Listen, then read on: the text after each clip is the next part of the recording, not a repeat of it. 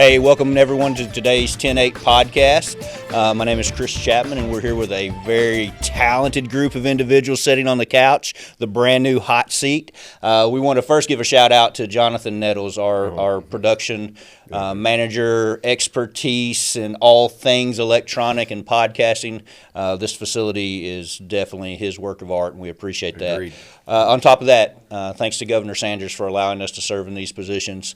What a great time we're having doing that. Our Attorney General, Tim Griffin, for providing the funding to build this studio out, and then the leadership of Colonel Hager for the Department of Public Safety. But today we're excited. We've got two very special guests, a lifelong friend, Major Stacie Rhoads, kind of came up through the ranks together, and then Sergeant Matt Foster. And then we've got our co-host, Chris Clem, Eric Waycaster, and the one, the only, doesn't do leg workouts. No. We'll talk about that in a totally separate session. Jason Lawrence. So, wow. Today's topic is human trafficking and the work you guys are doing across the state. And just, Stacie, why don't you start today by just introducing yourself, telling everybody a little bit about you, and then Matt, we'll do the same thing with you, and then we'll jump into the topic. Sure. I'm Stacie Rhoads. I'm a major with the Arkansas State Police, and I oversee the Criminal Investigation Division. Been with the State Police for, God, I can't even believe I'm going to say this, 27 years. Wow. The gray hairs and the wrinkles probably were a giveaway, but anyway, yeah, 27 years. Spent most of my career in criminal investigations up around the Russellville area. Got to know Chris throughout my career. I also am a member of Celeste. Been a commissioner on there since about 2015. And really excited to talk to y'all about our human trafficking endeavor. Yeah, now, so just for clarification, there is another Rhoads, but you are the Major Rhoads. The is that major, correct? We refer to him as the minor. Okay, all right. We'll just go ahead and put that on the record today. Wow. Yeah, I got it. Yeah. So you got it. You're writing it down. So Forever etched in history. Stacie and I go way back. We've known each other. Fantastic investigator, great leader, tremendous asset to the commission and to law enforcement across the state of Arkansas. And teaches on our leadership team. Absolutely. We're teaching leadership so training. There's some Marines in the room. We won't call them out. It's pretty obvious who we are. The few, the proud. Matt, go ahead, please. My name's Matt Foster. I'm a sergeant with Arkansas State Police. I'm also the Human Trafficking Coordinator for the state of Arkansas, and I'm the chair for the Arkansas Human Trafficking Council, which is a task force that we have that's collaborative. A little bit about me. Started my investigation career in the Russellville area. I've been working in state police for 12 years now, and the reason why I'm here today is because one person believed in me. That's fantastic. Who might that person be? She might be in this room. She might be in this room. So, first of all, relax. I mean, I know. Yeah, I'm like. We really want to talk about what you guys are doing because it's pretty amazing. I made the comment before we went on air. Unfortunately, I remember sitting in human trafficking seminars and committee meetings 10, 12 years ago. As an executive, as a young, even going further back as a young detective, and it was, we don't have that problem in the state of Arkansas. We're sitting here, we're having these conversations, and we were like, oh, this doesn't really exist. And I think one of the things that's so important about having you guys in today is not only the work you're doing, but we've had this problem, and we probably just haven't put enough time and effort into it over the years. And so what you're doing right now really magnifies the problem. And then finding solutions to the problem. That's what we do. And then you guys are really doing some great work on that. So let's just, how did it start? You said you had somebody that believed in you. So what's that story? So it kind of starts, and I would be remiss if I didn't say, so if y'all are familiar, most of y'all have never heard this name before, but Danny Watkins in the Fusion Center. He came to me first, and it's kind of and I don't want to get really wordy here, but he brought me. He said, "Hey, have you ever thought about doing human trafficking in the state police?" And I said, "Well, that's not anything that we had ever really, it was never really anything that we did. Most of the investigations involving, prostitution and those kind of things always fell to the local jurisdiction." And he came to me and he's like, "Hey, we've got invited to be a part of this regional operation in human trafficking. Do you think we can participate?" And I was like, I don't know that we have, I don't know, we've never done anything like that before. And so I started reaching out to a lot of the agencies that I knew that had did that. And this is 2021, by the way. And I reached out to Little Rock, knowing that they had a vice unit, a lot of these other departments, to say, hey, we've got this operation. Well, as I learned, when agencies started getting, their personnel numbers were going low. I mean, certain things went to the wayside, and a lot of people, that was one of the things that people just weren't really interested, or they didn't have the personnel to be able to do these types. A lot of the proactive policing was going away, and a lot of the agents were becoming more reactive. And the other thing, when I started studying this, is a lot of the laws and stuff didn't support that much effort being put into that kind of stuff. So I thought, well, let's see what we can do to kind of build this back up. And nobody in the state had been trained in a number of years. And so we brought in some human trafficking training in Searcy that year, and kind of kicked off this, let's get the conversation started. Let's start, let's start putting it out there. And we got with a guy in Missouri Highway Patrol by the name of Dan Nash, who was doing a lot of that training. I sat through one of his classes. I thought Dan was phenomenal. It was really and that was recently, 22, back in 22. Yes. And having I sat through the classes at Lake DeGrasse State Park. They brought him in. Yes. Dan Turner, the prosecutor down there, and a couple folks put together that with the Chiefs Association. Eye-opening. I mean, like I said, just had no idea how real the problem was. But I'm sorry, didn't mean to interrupt. But yeah, but that's who it is. Like Dan Nash came and said, because there had always been this approach of, in law enforcement, we like to arrest people. Sure. And we love to tell people how many arrests we've made. And that always seemed to kind of be the focus around those types of investigations. How many arrests can you make? And so when Dan came, and he brought a really different approach to it. Sat through that. Fast forward to, so that was kind of our toe in the water, the first seed that was planted. And again, we at the state police, we were feeling the effects of not enough personnel to be able to do the work that was presented, and so it kind of just fell to the wayside. And then out of the blue, enter Matt Foster, who had gone to some of that training, went to some training from the National Child Protection Task Force, had gone to that. And I had never seen someone with so much fire and light and purpose. When Matt brought me, he said, I think I have figured out what my purpose is. Wow. And so when he started, and Matt's not one of those to come to me and say, hey, how can I do this? Matt had already done all of the background. He had found the grant. He had found a grant. He had already started walking the path that he was on. All he needed was he needed somebody to say, I got to have some support for this. Do you think this is worthwhile? And that's when he says, I believed in him. I said, you just tell me when you need help. That is so enter Matt Foster. That's phenomenally impressive. So Matt, what sparked that? I'd say it was going to some training in Northwest Arkansas, meeting Dan Nash. I went.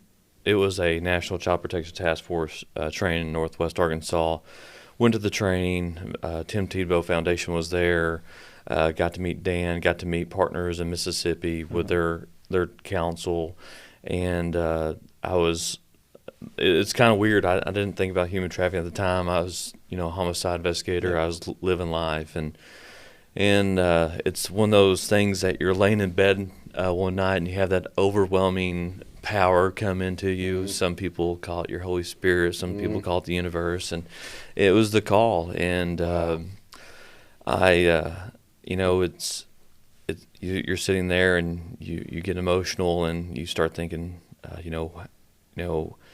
how can I do this? And what I've learned is from that moment, the next day is every person I met following that day has put themselves in our task force, and meeting with Major Stacie, showing her the vision, and then meeting all these advocates, and it was kind of this path that I have been on. It's been wonderful. Every time I need something, they show up randomly on a weekend. If it's at a event, it could be a rainy day at a church, or it can be just a quick conversation that we have with a doctor at a children's hospital.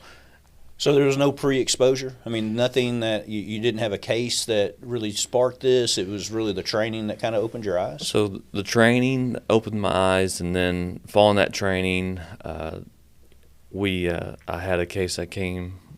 I got the phone call and said, hey, we believe this individual's being trafficked, and going and meet with that individual, learning about her experience and getting her assistance. And I'd say that was another big turning point of showing the impact, going to a prosecutor and saying, hey, this individual is being trafficked. This is how I can prove it. This is where she's been throughout the country. That individual's from Arkansas, and she's been trafficked in 8 different states. And just to show what a difference can be, instead of having that individual write out charges, showing a positive impact of, okay, sitting down with the prosecutor, going over the case, like this is their situation, the person with her is the trafficker, and getting resolved. And like one of the things that I think that we recognized early on was that a lot of these trafficked individuals, they didn't grow up like you or I. I mean, they did not have the same, some of them did, some of them, not all of them can be labeled victims. Some of them do it by choice. But I think that, for us, is we saw a lot of people who became trapped, who, when arrests were made, by the old system, is they were arrested, now they've got this felony record, and they've got no way out. And so our approach was, well, what if we get them and give them some options? If we can seek these people out, give them options so that they know that this isn't the life they have to lead. There are other options out there. All they needed is somebody to go, I believe in you. How can we help you, instead of them becoming that commodity? Because, what we've seen is a lot of people who were drug dealers in the past, now they're dealing in people. Yeah. You get stopped with a woman in your car, nobody bats an eye. You get with, 8 ball, you get arrested. And so this is something that they could sell over and over and over. And it's such a moneymaker. And so we just thought, we have got to, if we can intercede at some point where these, there's men and women, but we see predominantly it's females. If we can give them a moment in time to stop and think, is there something better out there for me? But what a cultural shift for us as law enforcement, though, because 100%. That female was a suspect previously, right? Yes. And you're using the word victim now. And so that it was a cultural shift, even for yourself, right? Yeah. You just had to look at it from a different perspective. And then how do you remove them from that situation? Because you said it's about choices, but maybe sometimes it's not. It's not. And even if that's the choice of the day, if we give them other options, does it lead to a better lifestyle? But we were talking about prosecution before before we came on today. And Eric? Yeah, I was, excuse me. I was getting ready for this. I was a lot of stuff I just don't know about what y'all do, right? Y'all opened my eyes initially just here thinking about it, like the two sides of this. You have the victim side, and then we still got bad guys, right? We still got, our victims at one point were thought of as suspects, but we still got the bad guys, right? We still have that side of things. It seems like such a unique investigative process than your typical crime investigation, case file, prosecution. Like, what has been y'all's plan of attack when it comes to incorporating the prosecutor and getting them on board on the front side of this? I know you've talked a little bit about all the resources that we've been trying to push to the problem, but my curiosity is how's that relationships with your prosecutors on these cases? How have y'all been able to nurture those and incorporate them into the big picture of things? You know, we've been traveling doing operations. A good example of this would be when we traveled to Hot Springs this year. We had an incident where an individual came to the hotel, and we had a prosecutor there, Prosecutor Lawrence, and I've heard of her. Heard of her. Yes. She's much easier to be around. You know, She is the Lawrence. The Lawrence. County, by the way. so as we travel around, I'm coming into someone's community. I'm coming to someone's home. I'm coming to the chief's house.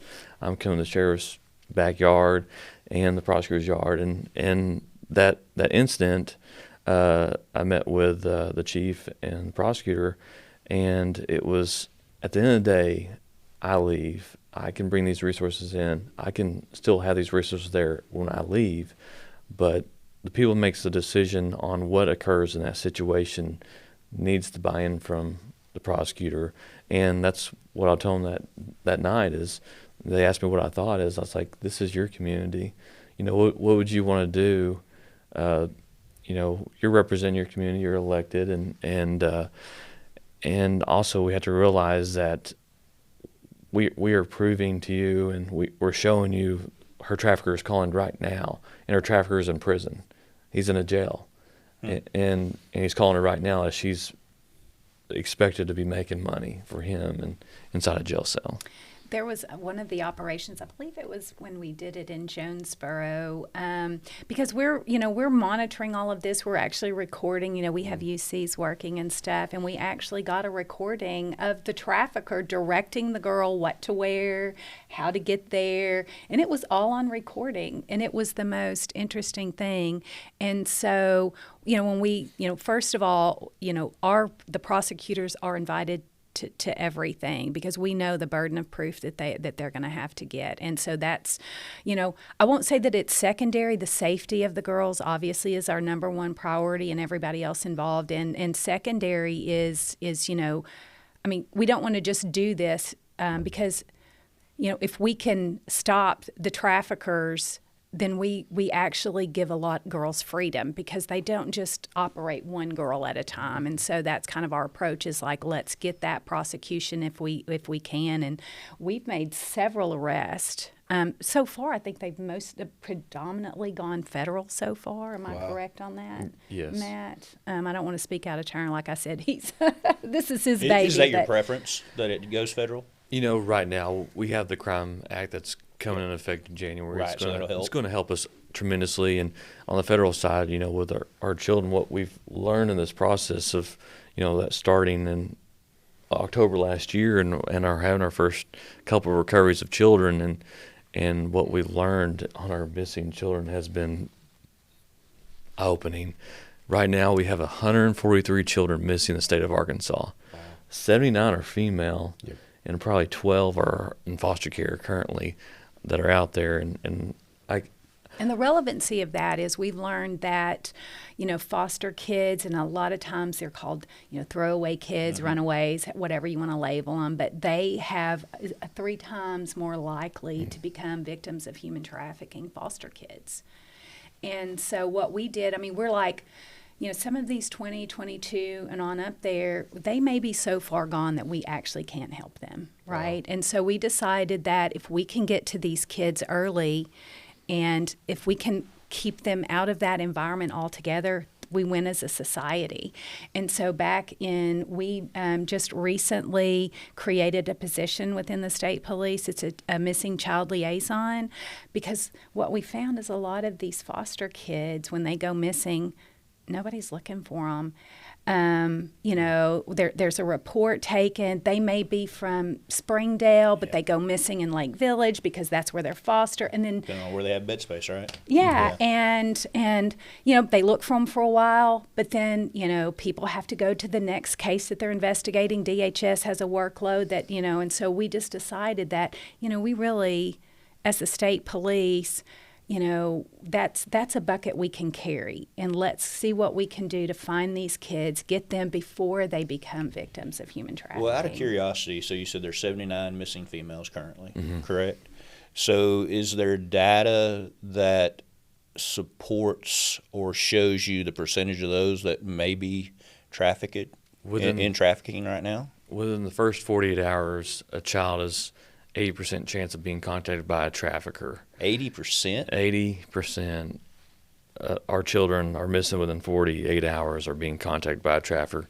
And this is also a learning curve that we learned about human trafficking, is the fact that we have survival trafficking going on. We have these children that are being harbored by other members of society that are not really considered what we think is traffickers, the stranger. These are individuals that are exploiting these children due to the fact that they're giving them a place to stay, a form of trafficking that we never even thought about in the state. And it's just part of that educational piece is we're learning as we go is you don't have to have a trafficker that's trafficking these girls out different hotels. It can be in someone's home, that girl surviving and having to do certain things, receiving a form in exchange. And it may not just be sex; it may be labor or other means, That right? is true. They're captive to something other than maybe sex, maybe That is- harbored for Yes. labor issues or whatever that may look like. But there's 80%. It's staggering. So It's frightening. that's like a smack in the face. Yeah, I mean, that stops you in your that's tracks. a gut I was punch.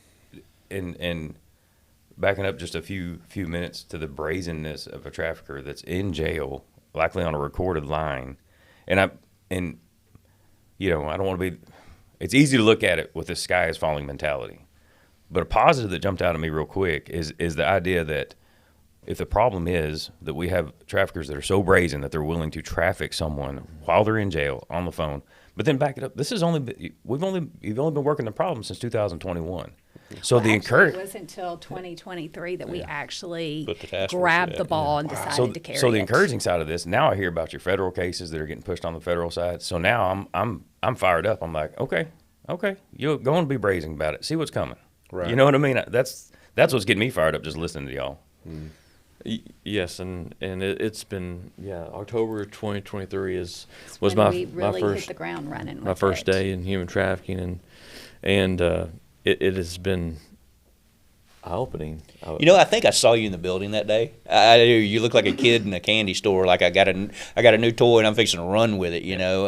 Because I remember us having a sidebar conversation about starting this, and you were a one-man show. Day one, you were a one-man show. 100%. Yeah, and to what you built now, the coalition, the resources. So. And a shout out to Colonel Hager. He 100% supports it, and has given us everything that we've asked for. It was a one-man show, and then we decided, hey, we've got to throw, some more resources at this. He has given us everything that we've asked for, and it has been, just to have that type of support in an agency is huge, especially for one that is, we are known for the white cars and the blue stripes and the big hats, and for him to see value in this being something like one of the bedrock things at the state police is huge for us. A couple of things, and I think you kind of already alluded to it, but kind of for education purposes, the different types. I've already mentioned, the sex. We've already mentioned the aspect of labor. What else are you seeing? And I know worldwide there's more than that, but what are you seeing in the state of Arkansas as the different types? Labor trafficking. It's one of those things where what does labor trafficking look like? It looks like someone working, and so that's one of the hardest identifiers. And you have the language barrier with labor trafficking. Correct. Then you have your sex trafficking, which deals with children, and it goes up to adults. And you have illicit massage parlors that are. We have probably 150 massage parlors in the state of Arkansas right now that are operating with 2 to 3 females that are being exploited daily, that are being rotated constantly throughout the state and throughout the country. So we also have the gangs that traffic girls. So you have the smallest of the small to the largest scale you can imagine when you're looking at trafficking. And as we grow, and I've just been so fortunate to, every time I go into a community, that they just open their arms. And I know that I'm living my dream, but I've been Major Rhoads and Colonel Hager gave me 2 people this year, and my main goal is to have them grow this bigger than I ever dreamed. And having these sheriffs call me at night, the chiefs call me, and me help them, it's just been so wonderful. And my advocates, that I guess what I'm trying to say is I love that I'm living a dream, but it's not me. It's a team. We believe in each other. It's a wonderful collaboration, and I believe we have wonderful core values of integrity. We don't have backdoor conversations. We have this vulnerability as a group where law enforcement, victim services, and DHS and attorneys can come together, take off their armor, and share. And if it's hard, we get together, we share, we talk it through, and we become stronger. So I know that I got a squirrel moment right now, but I just have to say is I can't do this without everyone. And you know, state police is when we give you a call about a missing kid or a trafficking investigation, we're not there to take it over. We're there to lift you up. We're here to collaborate. You know, Sheriff Staley called me from Lone Oak last week, and you know, Matt, I have a 16-year-old girl. She's from Wisconsin. She's been missing since June. You know, what can I do to help her? And you know, she's from Wisconsin. What do we do? And walk them through that process. I didn't have to drive to him. You know, he's like, I got great investigators. We don't need your investigation help. I just need somewhere to put this kid, and some advocacy, and just being able to coordinate that with him, and it has been, it's a wonderful sign is to show that we're here. We're just here to help. That's awesome. So you kind of already talked about it, but let's take it from a patrol officer, patrol deputy, a state trooper, game and fish officer. What do they need to be looking for? Exactly. What are the clues that, because I'm sorry, you can't be everywhere, brother. You can't. True. So they are the ones, the men and women who work in your municipalities and your counties and your troopers on the highways. What do they need to look for to go, this is something I need to pay attention Well, to? Stacie alluded to the scenario of the traffic stop, right? We stopped a guy that's carrying a load of dope, but he's got two females in the car, and we often overlook that, right? We're caught up. We're dope hounds. So, I mean, what should we be looking for? What questions should we be asking? You know, it's one of those things that I'm sure you had that feeling after you had Dan Nash's training, or anyone that has human trafficking training. Raise your hand if you let someone go. Oh, or absolutely. You know, everyone raises their hand. Like, pit in my stomach, like, oh my. And so when you always trust your gut. When you, on traffic stops, you know, you have that deputy, city officer, trooper out there. You know, getting everyone's driver's license is so important. Getting that picture, and even when if you think something's wrong, and what it looks like, it can be a normal person, but when you start searching their vehicle, you're looking for drugs, because there's all the indicators there for drug, Sure. or, you know, drug possession, and there's no drugs, but there's something more valuable there, and it's that person. Wow. And you start looking at, they're traveling through our states, they're traveling through communities. You have one person in the vehicle that has all the clothes. He has clothes for months, and the next person has no clothes, just a few items belonging. There's more, I guess, say more risque clothes, Okay. lingerie, things like that. And you're like, you know, this doesn't make sense. Why are you traveling throughout the country? Why are you traveling throughout Arkansas, and you only have a small amount of clothing? And you know, what we've come to train our officers, and what we'll continue to do throughout the state, is being able to call us, because with their driver's license, we can identify those individuals through escort ads, that we can track them throughout the country, their movement in Arkansas, and let the officer know, like, hey, they're traveling. Where do they say they're going? Well, they said they're going to Memphis. Well, they're actually traveling to Nashville. And because we can show their ads, like, hey, we're going to be here at this date and time, and these girls are already advertising themselves.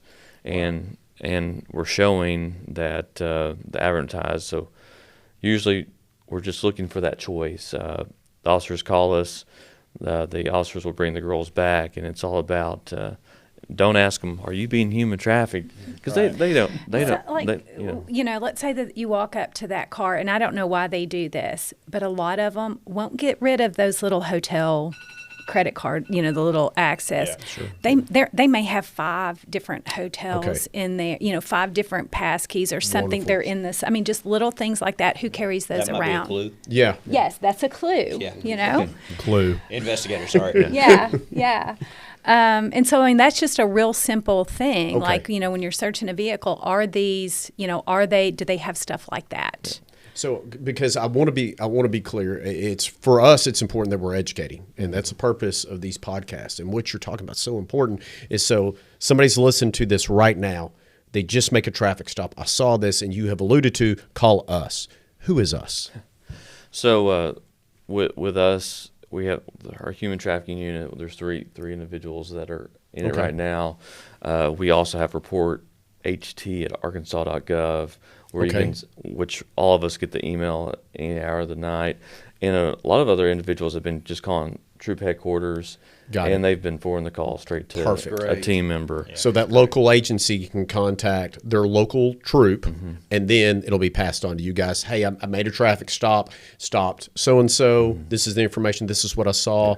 And that is what you're looking for to begin the Yes. investigation. Yes. We're working to incorporate a 1-800 number just that goes directly to That's the awesome. person on call.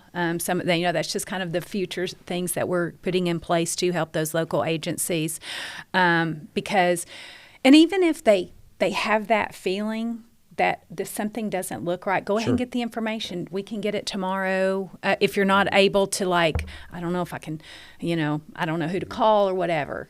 They can get that information, ship it to us at any point, and we'll take that and see what we can do with it. So a question and a comment, and I know Chris has got a question or two, but so my question, are you seeing it throughout all different levels of communities, or is this an urban issue, a metro issue, a truck stop issue, or are we seeing it in varied places across the state? It's everywhere. I mean, we have individuals that are posting advertisement in Goshen, Arkansas.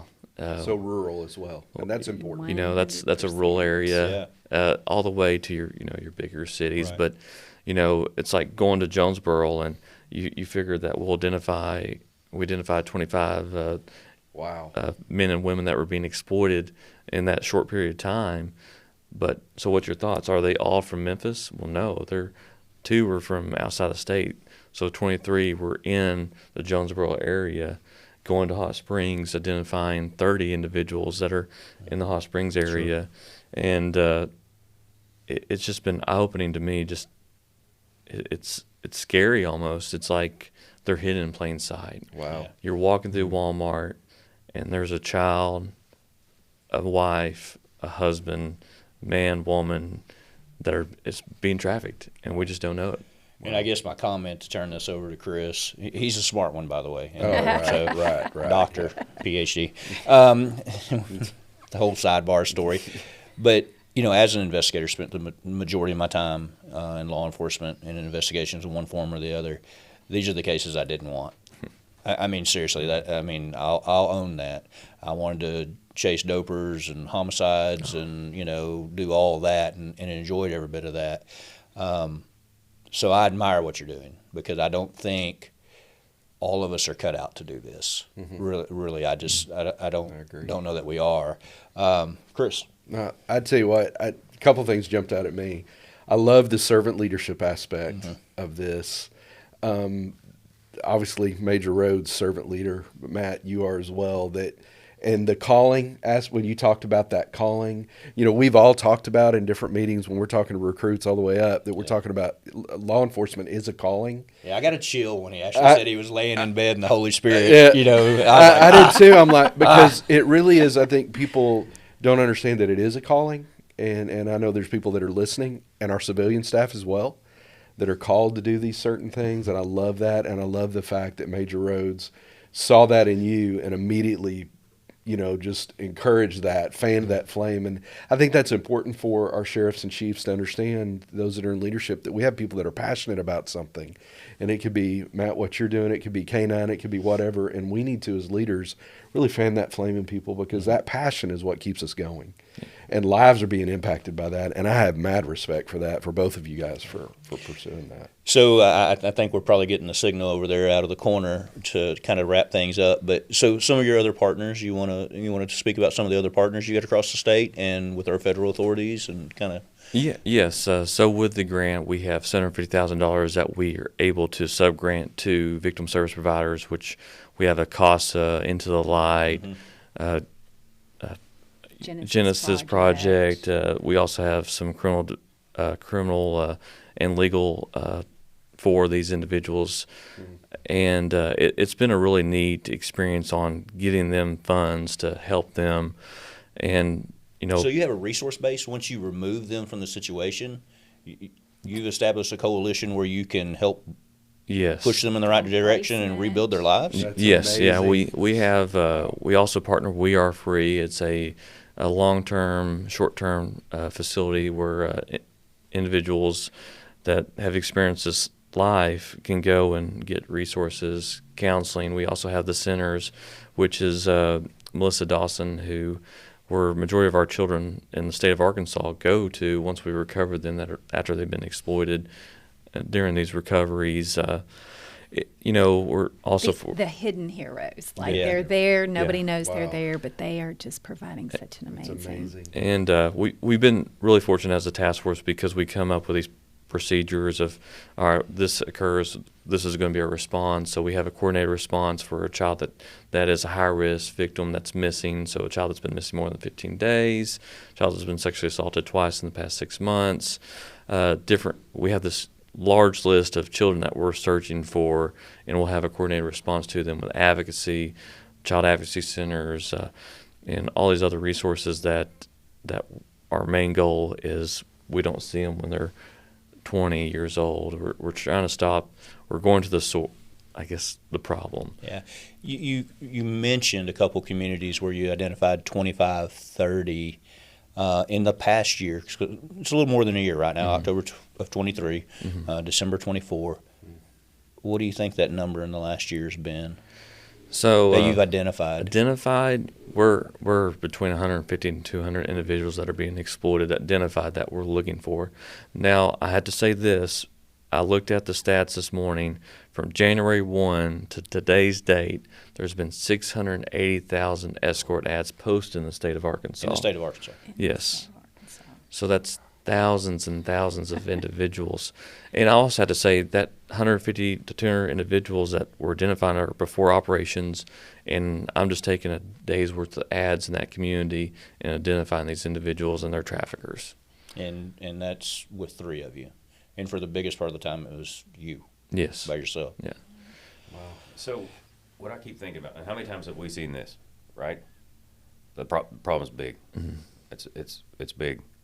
But how many times have we seen right person Yeah. with the right heart, The right time. right time, empowered with the right resources, Yeah. the gravity of the problems that they can address? Yes. And it's like Exhibit A. I agree. I mean, I'm concerned, but I'm also encouraged. Yeah, and so our vision for doing this podcast is this is a perfect example of why we want to do this. To get this information out there, to identify problems that our law enforcement community may not be tracking on, provide them resources. Obviously, you're a resource for the entire state, you and the team. But to bring light to the problem, right? And then I guess my final question for you, Matt, would be how can we help you and the law enforcement community from a training aspect? What do we need to be pushing out to make this problem, make people more aware of the problem, and then how to address the problem? What can we do to help? Opportunities like this. We have the CLES portal that I need to get with you on pushing out training. We have a training committee with our council that we have a couple of professors that helps us navigate. What we've been doing for this past year is gathering training throughout the state, looking what other people provide. What we've kind of found out is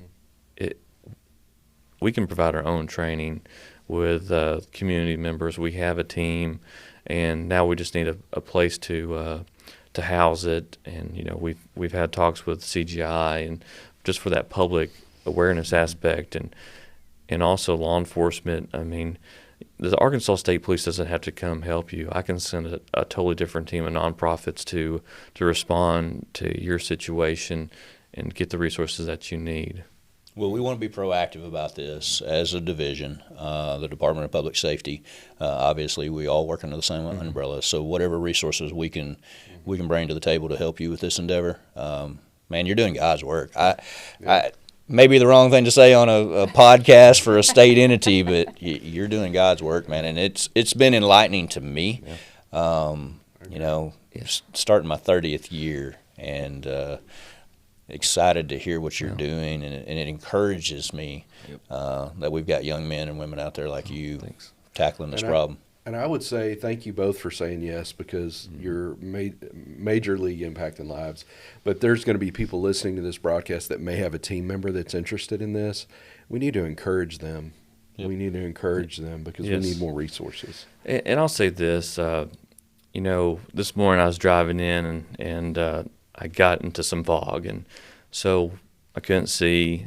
So what I had to rely on, I relied on the lines in the road and the taillights, the dim taillights in front of me, and it made me think about what I want our council to be, what our task force to be. Is we want to come in when someone's blinded by the fog and be their light.